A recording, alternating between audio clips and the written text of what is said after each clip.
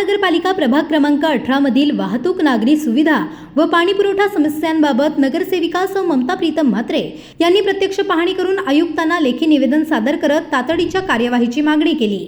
ठाणा नाका garden hotel signal परिसरातील वाढती वाहतूक कोंडी लक्षात घेता रस्ता रुंदीकरणाची आवश्यकता त्यांनी अधोरेखित केली। तसेच पाडा मोहल्ला व भुसार मोहल्ला येथे नालेसफाई, गटार दुरुस्ती, पेवर ब्लॉक बसवणे, काँक्रिटीकरण, ड्रेनेज लाईन दुरुस्ती आदी प्रलंबित कामे तातडीने पूर्ण करण्याच्या सूचना दिल्या।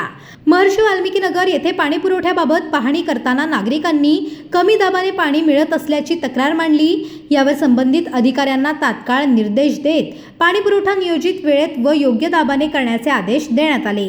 या दौऱ्यात महानगरपालिकेच्या आरोग्य, स्वच्छता, पाणी पुरवठा व विद्युत विभागाचे अधिकारी उपस्थित होते।